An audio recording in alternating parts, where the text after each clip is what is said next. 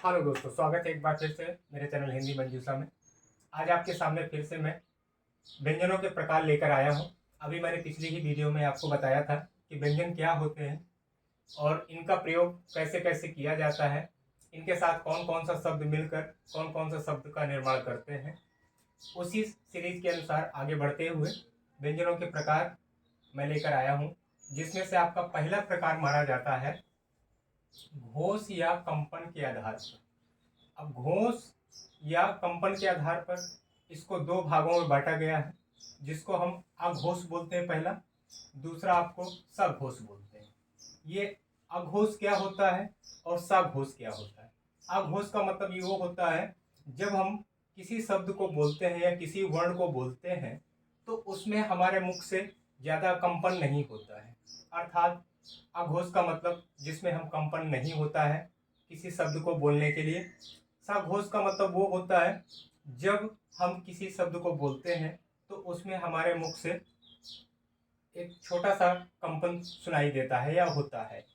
उसमें से आपका पहला जो है अघोष है। अघोष को हम ऐसे समझ सकते हैं, इसका प्रत्येक वर्ग का पहला और दूसरा वर्ण को हम अघोष बोलते हैं। अघोष में क्या होता है कि जैसे पहला वर्ण क्या है, पहला वर्ण मान के चलिए आप का होता है, ये आपका पहला वर्ण हो गया।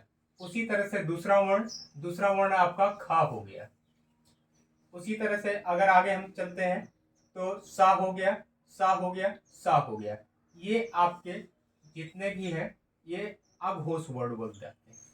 उसी तरह से हम सघोष वर्ण की अगर हम बात करते हैं तो सघोष व्यंजन को बोलते समय हम थोड़ा सा हमारे मुख से कंपन होता है, उसको हम बोलते हैं सघोष व्यंजन। इसमें से आपका पहला है वर्ण है, चौथा वर्ण है और पांचवा वर्ण है। अर्थात किसी वर्ण का से लेकर पा के बीच में पहला वर्ण अगर निकाल दे और दूसरा वर्ण अगर निकाल दे तो शेष आपके सघोष व्यंजन कहलाएंगे। उसी तरह से आगे साथ है या है, रा है, ला है और वा है। ये सभी के सभी सघोष व्यंजन कहे जाते हैं। और इनके साथ साथ अगर हम स्वरों को भी लेते हैं तो सभी स्वरों को हम सघोष व्यंजन कहते हैं। इसी तरह से आपका ये दूसरा प्रकार है जिसमें सघोष या कंपन के आधार पर हम इसको बांटा गया है। और आगे मेरे आने वाले चैनल में मैं आपको बताऊंगा कि इसका तीसरा प्रकार क्या है और तीसरे प्रकार से कैसे बांटा गया है। तब तक आप मेरे चैनल पर बने रहिए, लाइक करिए, सब्सक्राइब करिए। जय हिंद।